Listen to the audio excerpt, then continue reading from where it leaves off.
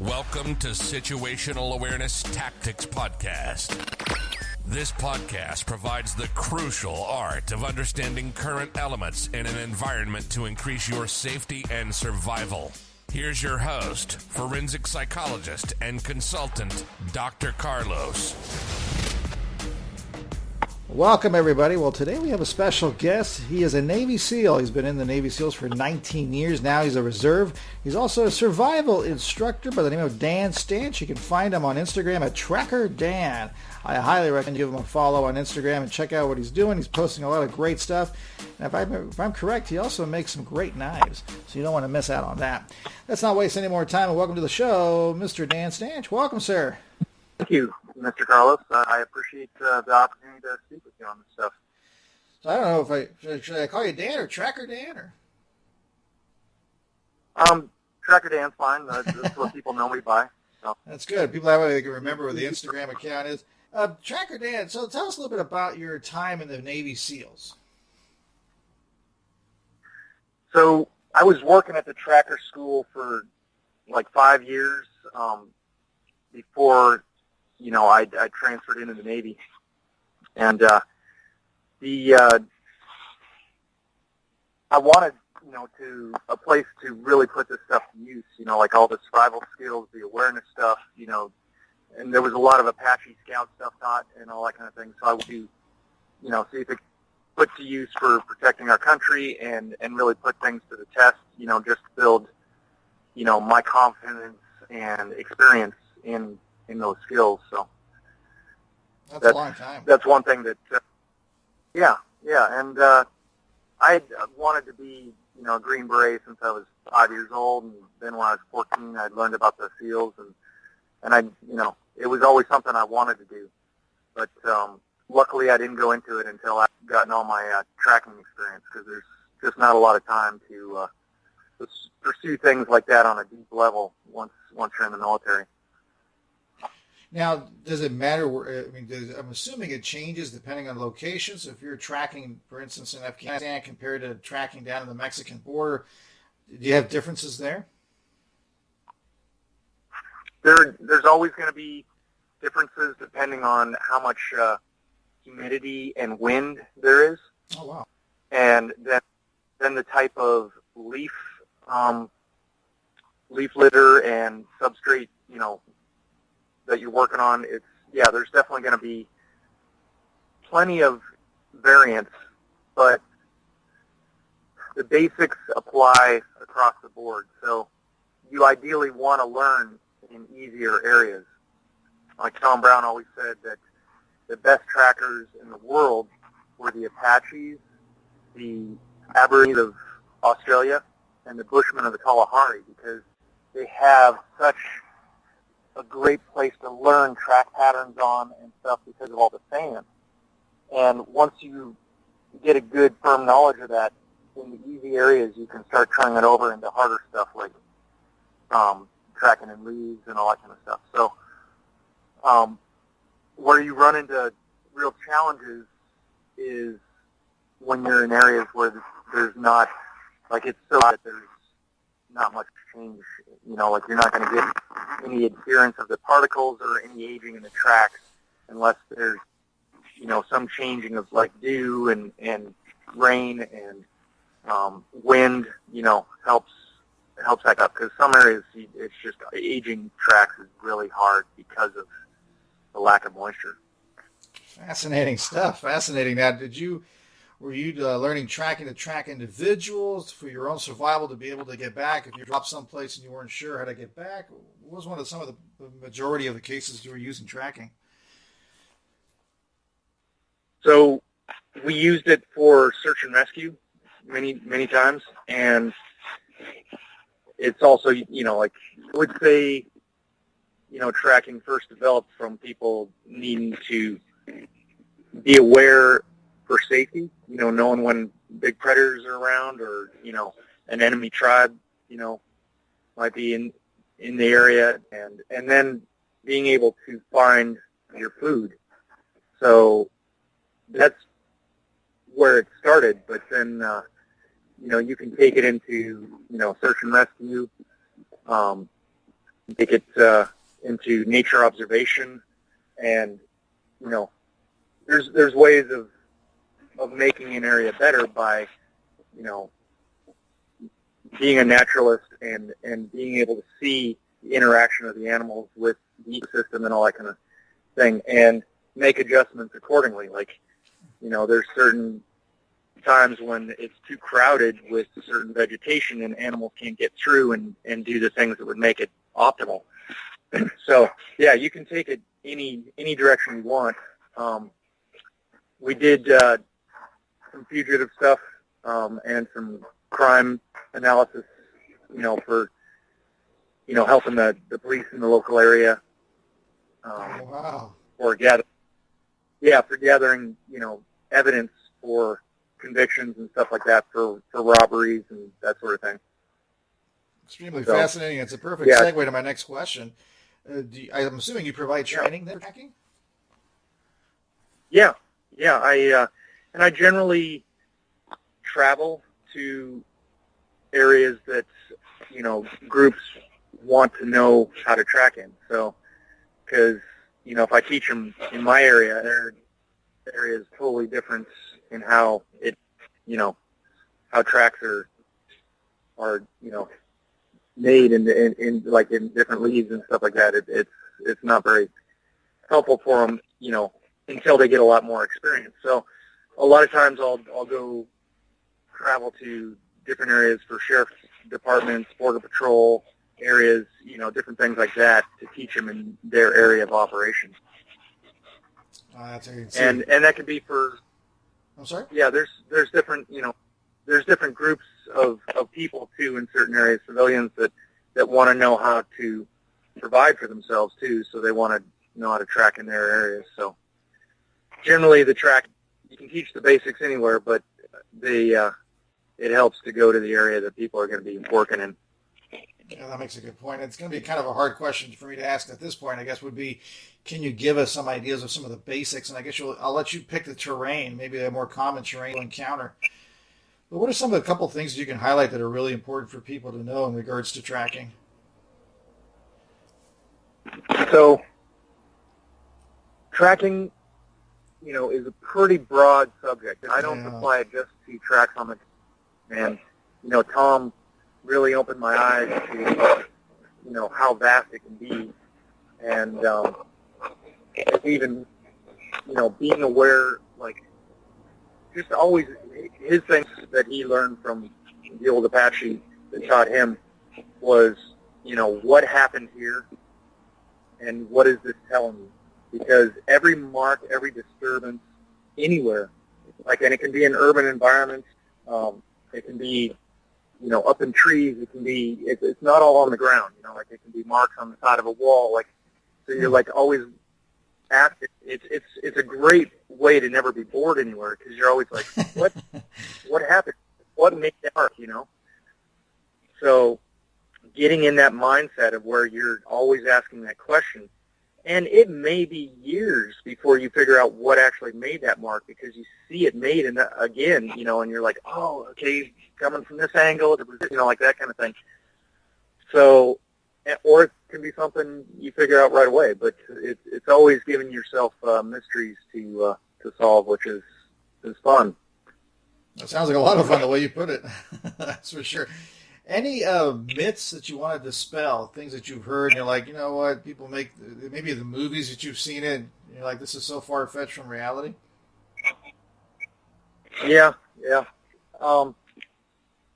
So a lot of times people claim, when you're tracking groups, you can tell how many people are in the group by, taking, I don't know if it's a 3 or 6 foot length section and measuring how many, tracks and stuff. And there's just, a lot of people will make claims that I just don't think hold up, and that's a big part of being an effective tracker is, when you track alone, and Tom would always say this, when you track alone, you're always right, so if you don't have someone there keeping you in check, it's very easy especially for people who want to be right, or A-type personalities who want to have the answer first to, jump to conclusions. And,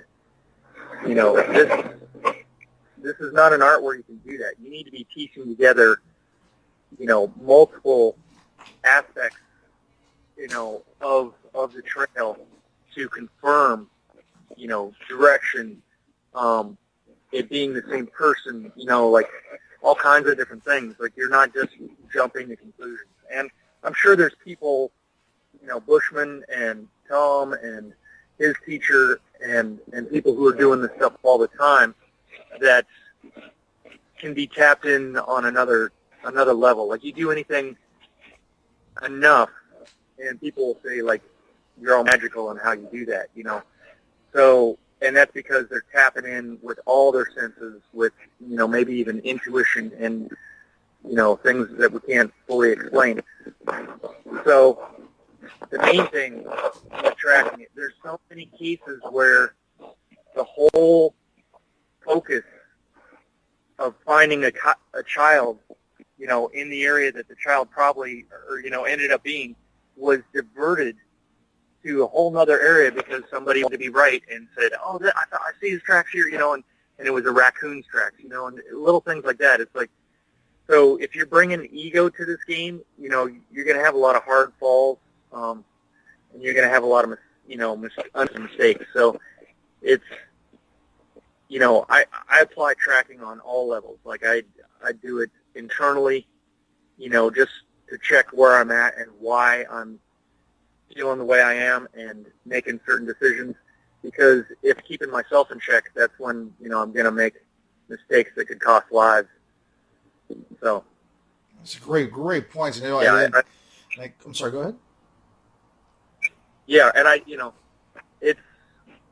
and you can also be in situations where, you've got an over-anxious boss and he's like, we got to find this person now, and putting pressures on that cause you to not be, like if you aren't focused on the process, and they talk about this in sports and everything, if you aren't focused on the process and moving all the attachments of winning and different things like that, you're not going to do as well as if you focus on the process. And so if your boss is pressuring you like, hey, you're taking too long, we need to, I see tracks up there, like we got to jump ahead. And that's when, like you run through a booby trap, or, you miss a key piece of evidence, or it gets tracked over, and different things like that. So there's a lot to consider in this, and, you're only to become confident and proficient in it with a lot of experience.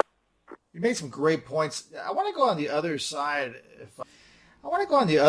Dan. You mentioned some stuff. What happens if, for instance, you're an adolescent and you're out in the wilderness and somebody's stalking you? I know the odds are small, but it can happen. Or maybe you're even with the coyotes trying to cross the border and they're trying to hunt you down for whatever reason. What are some of the things at the other side of the coin? How could you hide yourself or make yourself invisible? Is it even possible? Yes. So knowing how to move quietly and, in a way where you're not making the kind of motions that would draw attention.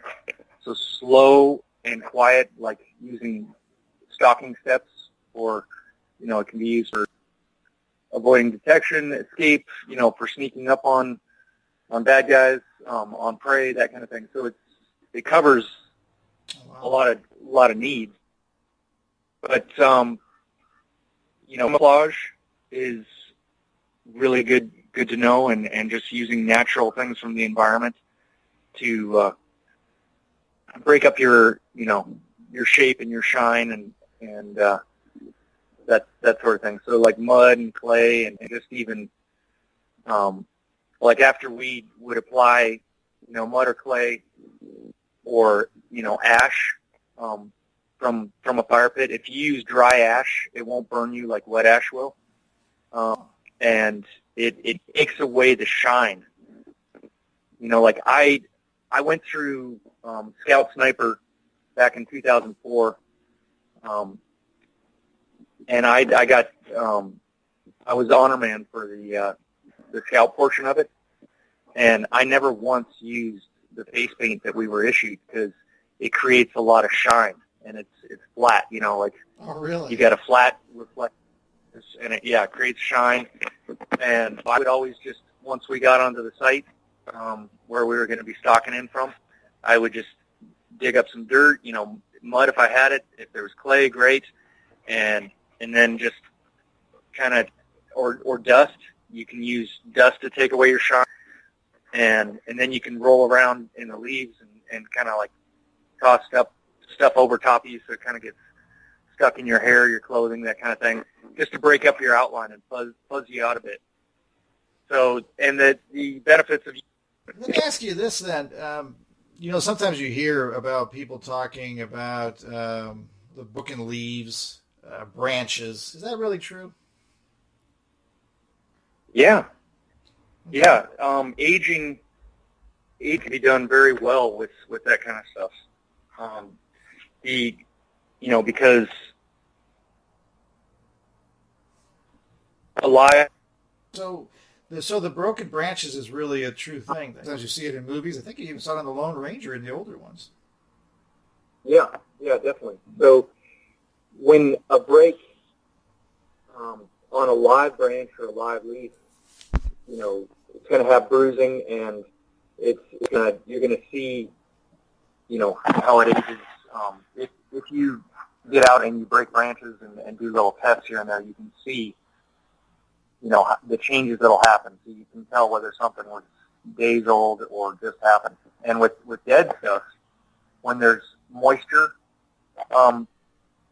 transference, like dew, and then it dries out and different things like that, like instead of a broken leaf, a dead leaf, the edges fitting together well, they're going to curl up and discolor. And so you'll be able to tell aging that way too. Fascinating stuff. We got a few more minutes, Dan. I mean, I could be here all day just listening to all the different nuances, but it sounds like it gets really complicated really fast. What are some of the things you offer in your training program? Do you offer it to civilians, or is it just for law enforcement? It's everybody. Civilians, law enforcement, military, and, for civilians, it'd be teaching them, like the priorities of survival, the basics, and then if they want to get into, being, more when you're talking about how does a child hide in the woods kind of thing, like teaching people how to stay visible if they wanted to avoid danger, and then, if they need to be more aggressive and deal with the threat, then, how to make improvised weapons and use them, and all that kind of stuff. So, like, there's traps for animals for, getting food, and then there's traps for humans for deterring them from following you. All kinds of things that can be done. I would say for people interested in learning, to, provide for themselves in case there's any infrastructure collapse. We hear that the supply lines may be, affected by this stay-at-home stuff, and I've seen it, and it could get a lot worse. So just being able to focus on the basics of what you need, like people, we're so into our wants in this society, but if you just on your needs, things get a lot simpler. And that's, your basic first need is just being able to protect yourself, because all your stuff, your resources, your life can be taken in a heartbeat by somebody who's into that kind of thing. And so being able to protect yourself, and then next would be shelter. And, shelter can be real simple, but it protects you from the elements, and from bugs, from heat, rain, cold, all that kind of. But, depending on how you build your shelter, building it to provide for your security, you may want to make it invisible. So, there's aspects of that too, for camouflage and everything. And then, fire is one of those tricky ones that can give away your position, but there's times you need it for purifying water and cooking the food. And then there's ways of making it so it's, less visible and draws less attention. But and fire can be your shelter too. Like if you're on the move and you don't have time to build a shelter, fire can keep the insects away. It can keep the cold away, and then water and food. And those are your basic needs. Awesome advice. Great stuff. Again, folks, you can find him at Tracker Dan on Instagram. I highly recommend you go check it out. I also, if I'm correct, you make knives as well, but you're kind of busy. You said you're back ordered? Oh, yeah. We're very back ordered. But we try and do, lottos and auctions so that, everybody gets a chance. And then we whittle away at the list, and we make sure we take care of, our first responders as much as we can, because a lot of them are in harm's way all the time. So yeah, that's true. I have two more questions, but I don't think we're gonna have time for it tonight. But I just wanted to run by you, see if there are even questions I should bring up. I'm hoping we can bring you back to continue. Yeah, for sure. Great. Oh, of course. Excellent. Yeah, there was a couple of questions I wanted to tap into. Tell me if it's possible to engage in these in the future. Do you have to have a certain psychology involved in tracking, maybe tracking others, protecting yourself? And the other thing, I guess, can this also be transferred in some capacity to civilian life in the regards to an urban environment? Is that possible? Oh, yeah. Yeah, for sure. So, wonderful. Yeah. And psychology-wise, all it takes is a willingness to do something. Like in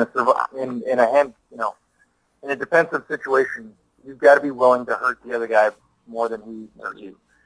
So some people don't have that right now, but that can be created through, desensitizing training. And it may be possible that there's some people that will never get it, but I think anybody could be desensitized enough or trained. That's for sure. Yeah, or enough external pressures, that would change them, into, so it's all programming in a lot of ways. Oh, Kelly's got something. Oh, hey. Here's an example.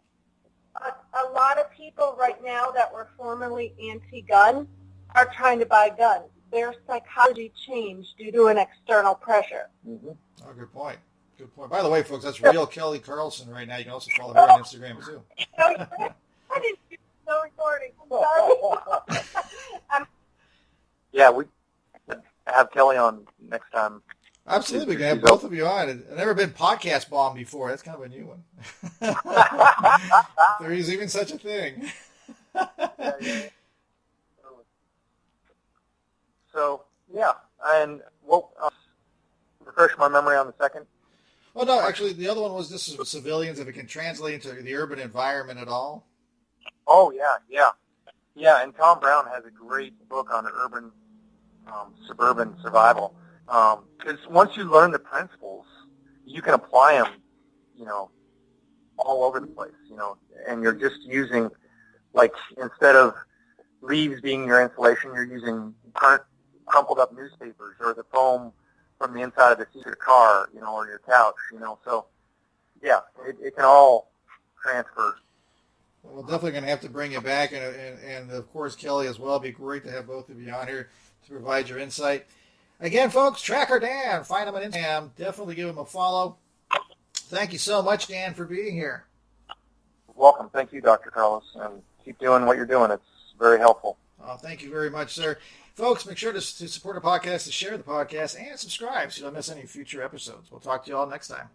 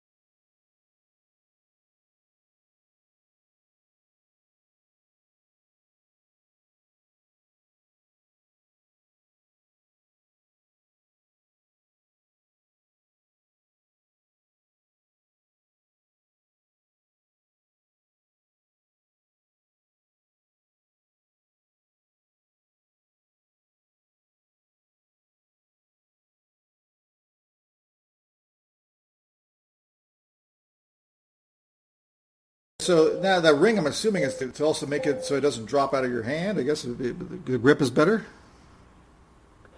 Well, it could be a liability, but more often than not, again, if you're looking at that, you have to understand what is your intended use. So because 90-degree angle, it's limiting your motion. It's limiting your application for that. But if you're versed with that, then that's all you need. And if you're not versed with that, then it becomes a liability. Now, karambit, we see a lot of people doing a lot of drills, and it's cool, and they're spinning that a lot. And if you're spinning it to always come back to the reverse motion, then you're just spinning a knife, and you basically have a very bad grip until you have a good grip. You know what I mean? So there has to be a reason for that. You know, a lot of people, for example, like the those butterfly knives. I forgot the balisong. Oh yeah, the balisong. And they do all this. Yeah, and there's a whole art, and it's just really cool to look. But why would you have a knife with just your index and thumb finger when I can literally just kick you and it's going to fly out, and now you lost the advantage of having an edged weapon? Does it make sense? There's a point in life when you have to understand that you have to be, that aggression means aggression. It means you have to be firm. Your weapon is an extension of your arm, whether that would be a gun, a rifle, or a knife, or a hammock, you know, or a hatchet, a tomahawk. Tomahawk, yeah. So things like that have to be, the ergonomics is more important sometimes than anything else. And that's how I start my designs of the knife. I start with the ergonomics, and then I go to the edge. Then I start with thinking about the steel, the shape. But I start with the ergonomics. I start thinking about, okay, I am in this and that scenario. I have been in this and that scenario. I was thinking, I wish I had that tool edge weapon. I'm starting with the ergonomics to make it a natural extension of my arm. And why am I going always back to the natural? Krav Maga is all built on natural body movement, natural economy of motion, natural response of the body to a threat, to a hit, to a punch, to a kick. If you encompass that into designing purpose-built tools, knives, anything, then you bring in the human factor and you start engineering by thinking about the person, not about the tool. So going back to karambit is a great knife. The reason I'm not making karambit is because there's very little to improve with karambit. There's great. Some of them have serration, some of them don't, some of them making $1,000 steel, some of them making them from very cheap. It doesn't make any difference. If you want a karambit, get a karambit and get good with it, please, for the love of God. Do you think the karambit is effective for CQB, close quarter battle, or? I believe that if you're versed in karambit, then it will be an advantage for you. If you're not, then you need something that would be used for you. It's again, we've seen. Here's the problem that we have. I think in the world today, we're exposed to a lot of information. Even people who are going to get the information for our podcast today from you, Docs, and myself. There's so much information going on. Essentially, what you believe, you make true. This is the human psychology, and I'm sure you can contribute to that with a little more of insight than myself. But I do believe you make true of what you believe. And if I hear something that's like trendy and it's cool, that's it. And most of our, with a short attention span and YouTube and videos, 5 minutes and less, or 30 seconds, we get a lot of information that distorts our ability to judge. And once we believe in that, we stay firm and we stop questioning. By that, we stand firm on our ground and we're willing to fight for what we believe, right? And that's the human behavior. Now, if most of us see karambits in movies and we think that they are what they are, then we have a distorted way of thinking, because the movie is a blueprint, right? It's a predetermined scenarios, and as cool as John Wick movies are, there's still a scenario that goes, and it's very impressive. They do it in one long shot. Super cool, and most of the ability to switch mags and going from this to that, it's all great. But again, it's a predetermined scenario. It's a choreography. I'm talking about real life, real operations. You don't even know what happens. A brick can go down from the second floor in a Kasbah in Hebron, as far as we know. Those things have to be determined. They're going to ruin your whole choreography, and then they're going to show you that, it was really cool until that happens. And then we're going to be humans and say, okay, it should have been like that, but then it didn't end up being like that, and we're going to basically be very bitter about what it should have been and how it turned to be. So to answer your question, karambit, if you're versed in that, use the karambit. If you want something that is more adaptable, then go with a different knife that was purpose-built, and it's going to basically adapt to different situations and not limit you to certain motions or certain applications, if that makes any sense. However, a guy who's extremely versed with karambit is much better with a guy with the most expensive knife in the world who doesn't know how to use it. Does it make sense? I get the funny feeling you'd be dangerous with a butter knife. So I don't know. Let me ask you this.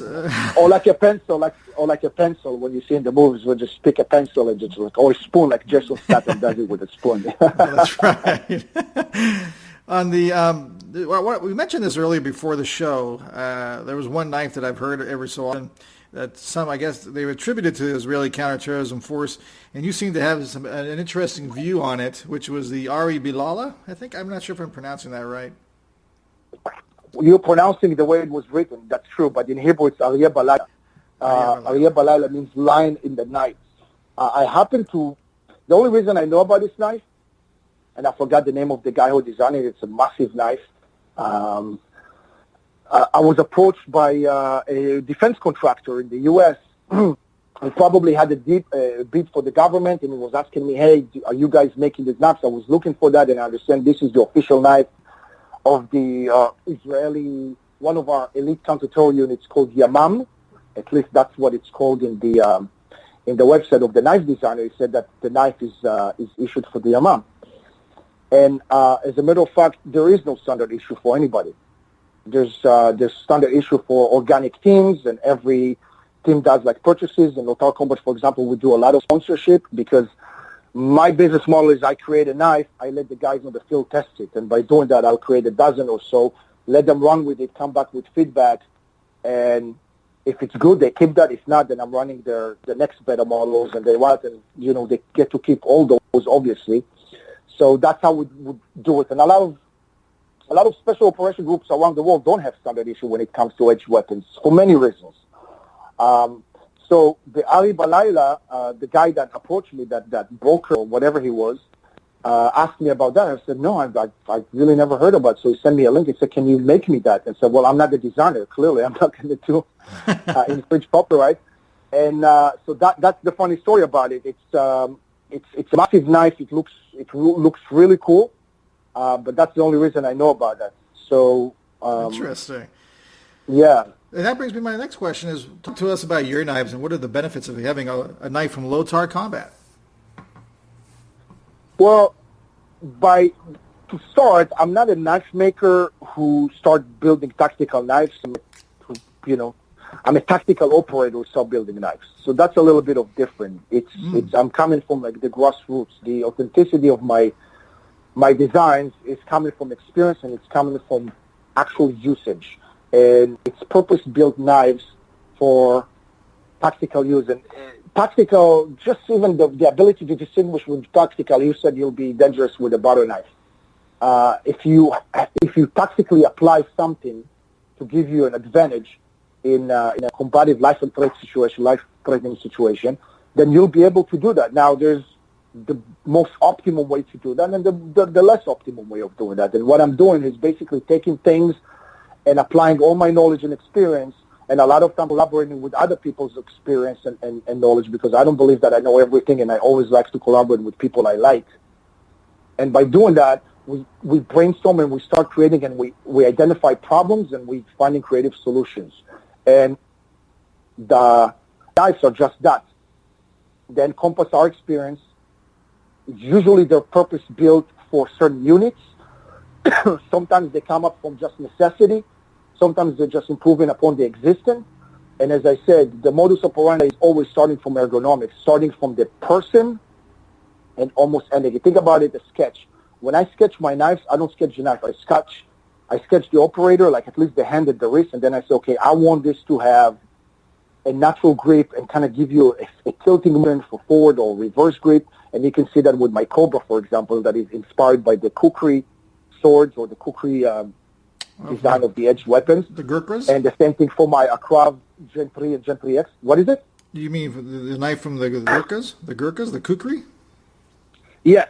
Okay. Because it's curved and it gives you this really hard chopping motion. But another thing that people oversee is once you make it a little more compact, then the stabbing part of that is extremely robust.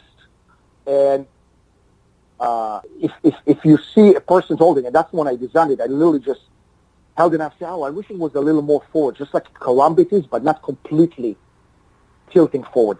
And I've done something that I don't have to kind of create like a funky twist with your wrist, because again, once we do aggression drills, you see that the person gets tightened up. And when I was practicing Aikido, I remember my sensei was like, no, you're too stiff. You have to loosen up. You have to be like water. And then when we do Krav Maga, it's exactly the other way around. You are stiff. You're probably geared up with so much heavy things and extra pouches and stuff, and maybe somebody snatched your gun and you have just your bare hands, and maybe you only have the knife, and maybe you have a gun but no ammunition. You have to be stiff. You have to be one moving part almost that is just flexible enough. But the stiffness is a consequence of aggression. And you have to take it to your advantage because it's real. You get tunnel vision, you get adrenaline kicking in, you're breathing differently, and you have to just say, okay, this is the situation. Now, what am I doing with that in order to create an advantage? And that's exactly what we're doing. So I wanted to create a knife that would be a natural extension of your hands without having like a weird tilting motion with your wrist, because this is fine motor skills, which is the last thing I like to touch. I almost don't believe in fine motor skills, because when something comes to real life and death situation, you're pretty much dependent on gross motor skills, because things cannot be anticipated. And you just have to be extremely large and aggressive with everything that you do. And having said that, that's how I designed that. You can see that in my website. You can look at just the designs are very different. A lot of people say, why don't you have like a 5 or 7 inch blade? I will in the future, but they're purpose built for something else, for just close combat or micro combat, lochamah zira, as we call it in Israel. You want it to be natural extension of your arm. You want it to be as close to you as possible so you can have enough reach, but it's not going to become a liability when you do larger motions, because you will end up doing larger, we always speak about the economy of motion and stuff, and it's probably easier to show than to speak over audio. But when I'm thinking about my designs, this is exactly what I'm applying to it. It's creating effective, devastating, and aggressive tools that matching aggressive situation. When you being aggressive is going to determine you prevail or you lose. Great. Let me do this. I'm going to spell out a couple things for our listeners out there. The Ari Bilala, I'm sorry, it's the way I'm pronouncing it, is ARIB''LILAH. You can find that knife out there if you wanted to see what it looks like. So as 300 mentions, it's hard to talk sometimes about these things without seeing them. The Kukri, that's Kukri. 300, we got a few more minutes left, and there's a couple questions I wanted to ask you. For civilians, let's say you can carry the knife legally. Where would you carry it? How would you put that on yourself? What's the best way to disguise it? And also be the best way to be able to access it quickly when you need to? And maybe that's a great question. Go ahead. Yeah. Oh, no, keep going. Sorry, you had another fine print over there that we missed. Well, I was going to ask you the second part, but I think I'll let you. The second part would be, if you see somebody with a knife, what should you do? So we'll do the first one, is where should you carry it for your own protection, and then maybe how to respond to somebody who does have a knife. Okay, so let's assume that legally you can carry a knife, because more often than not it's illegal.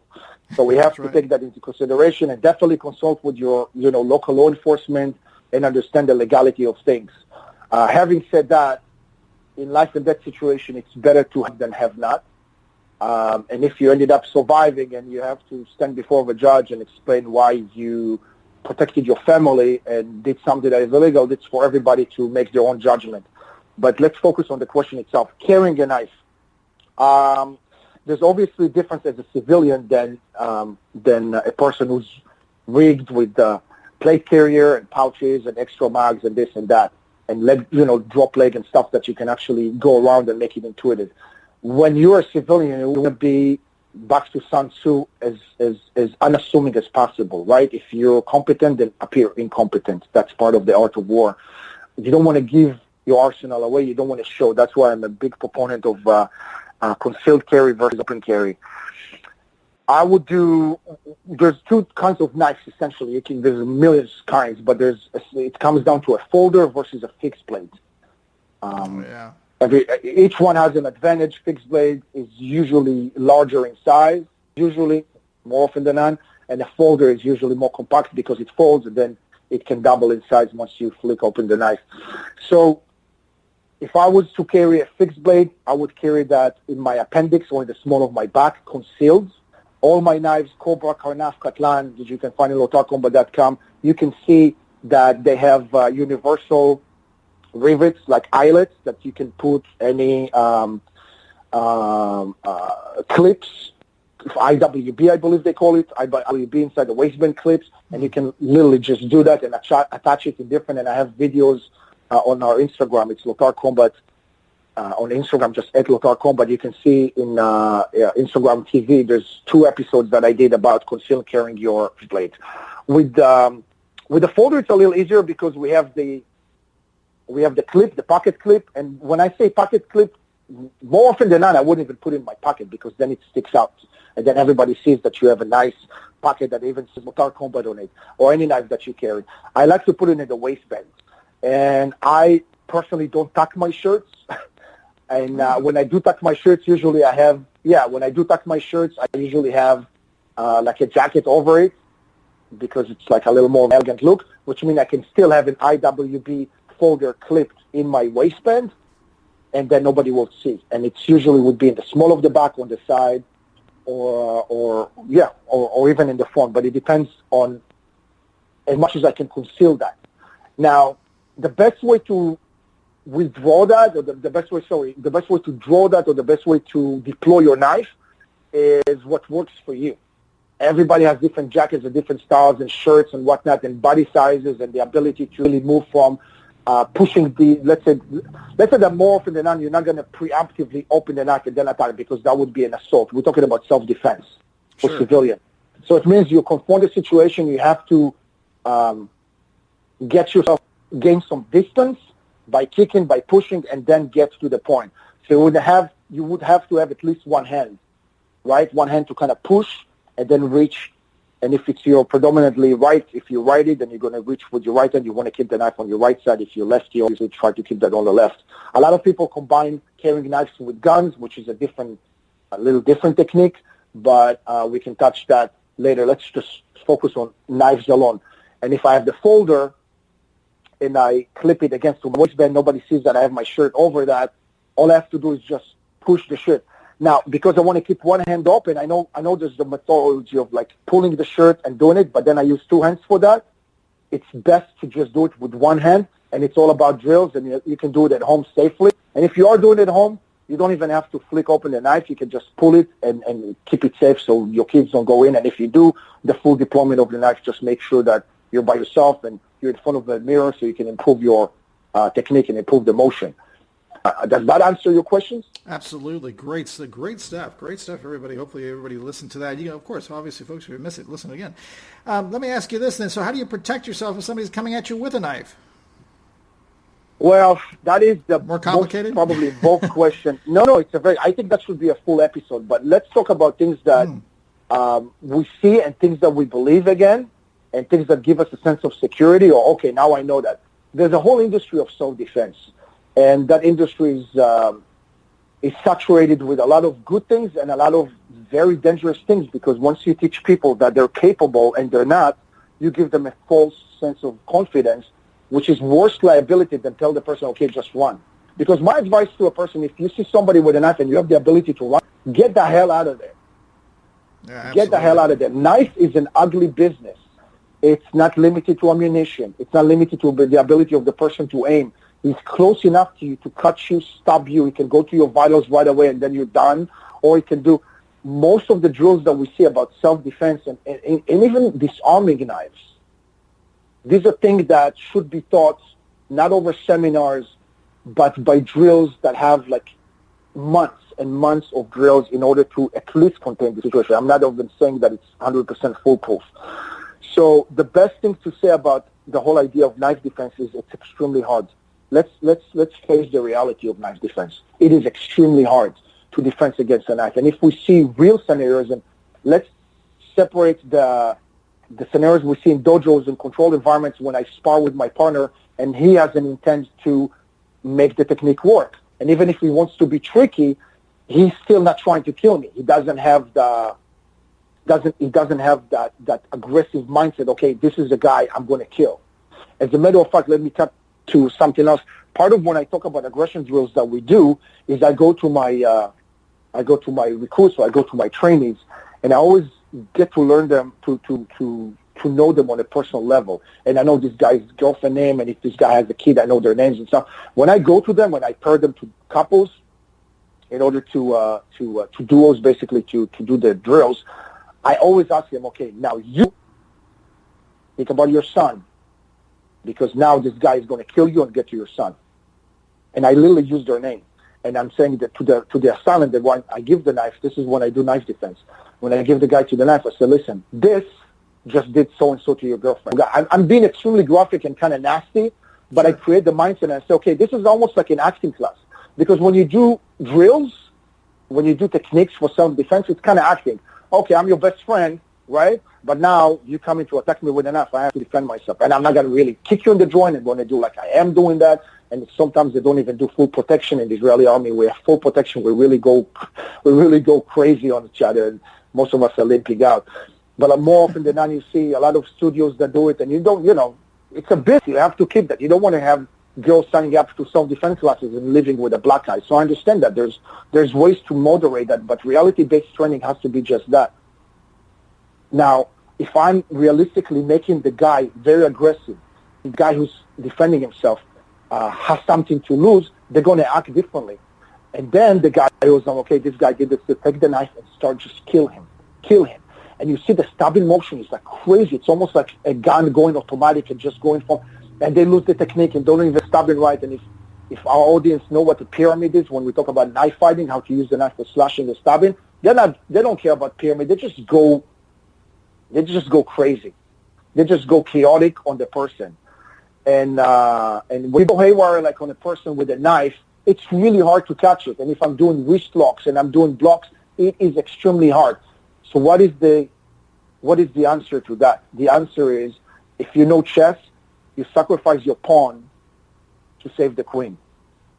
And you don't have to know chess in order to defend your life for knife fighting. You just have to train a lot. And first, make it realistic. The realism is you're going to get stabbed and slashed. Now, the question is, you have control on where. In Krav Maga, I'm going to try to be descriptive about it. It's easier to show it. But let's talk about the forearm.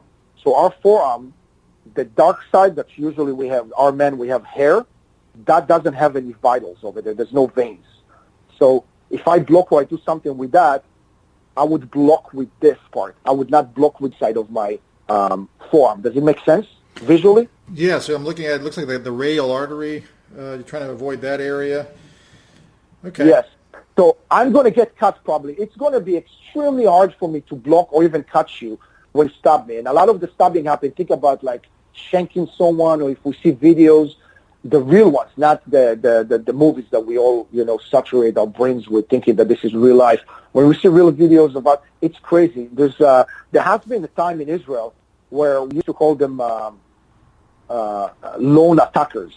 And it's people who got inspired by ISIS, Hamas, Hezbollah, different terrorist organizations that decided that instead of making it organized, they're just going to inspire people, give them enough motivation to go out and kill soldiers and civilians in Israel, and they would literally just pick up like screwdrivers or kitchen knives or whatever it is, sometimes tactical knives, and go and do the stabbing out of nowhere. You would see guys, guards, Israeli soldiers guarding like the different gates in Jerusalem, and East Jerusalem is a very unique place, very dangerous. And for a couple of years, it was the most dangerous place in Israel, because you would have those lone attackers. You cannot track them. They would not be associated. They would not be trained by anyone. They would just be on Facebook and just inspired, or going to the mosque and being inspired that, okay, I am going to be either a martyr or I'm going to take some lives today, and they just leave. There's no handler.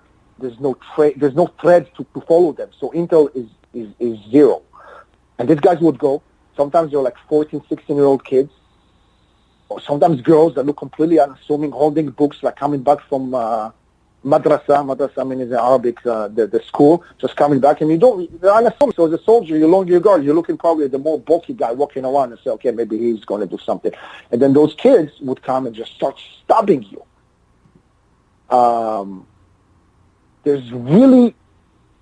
there's really very little you can do going from 0 to 100 in that situation, and the ability to contain that and defend.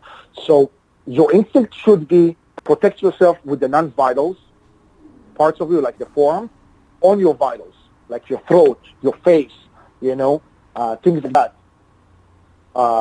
Your abdominal, your chest, much better to sacrifice your chest than your abdominal area. Do you understand? Obviously, with the organs and stuff. Yeah. Right. Your chest is pretty much like a natural armor, and if it's not, then start doing push-ups.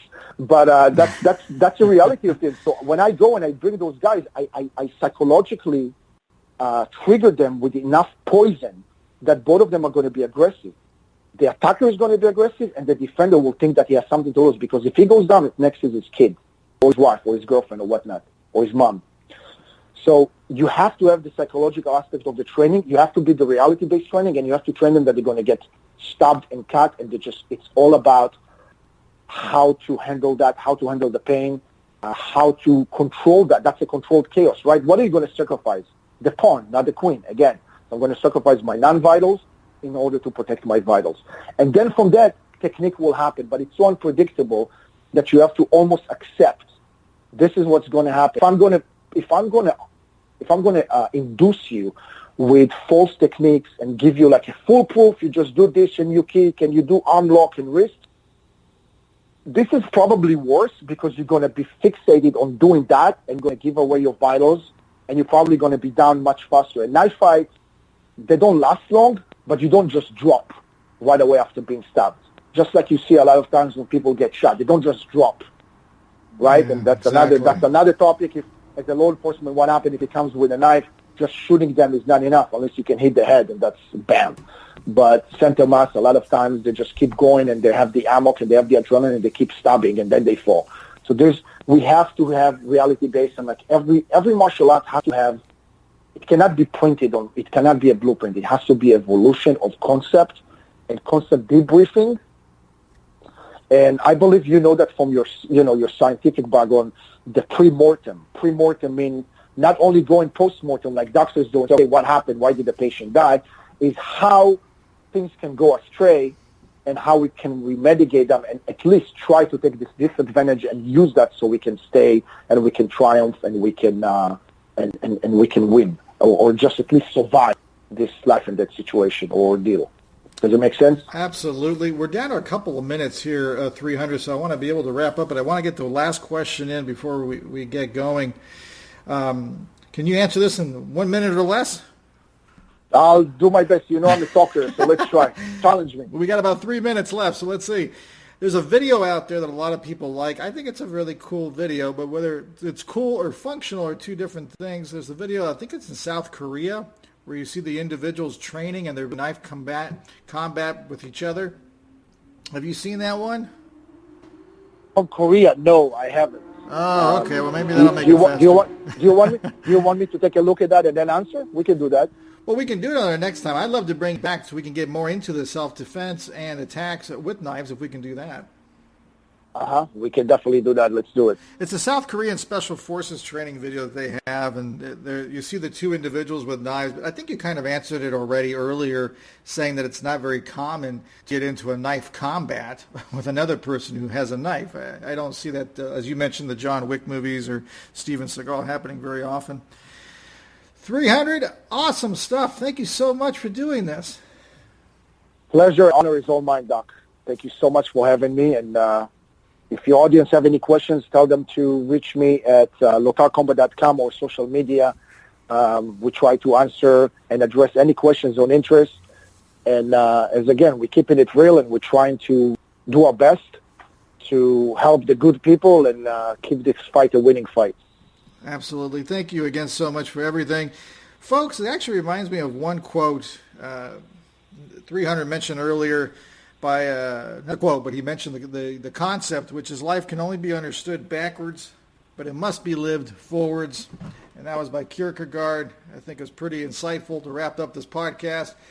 Make sure, if you want to support our podcast, to share it and subscribe so you don't miss any future episodes as well. Thank you all for joining us. We'll catch you all next time.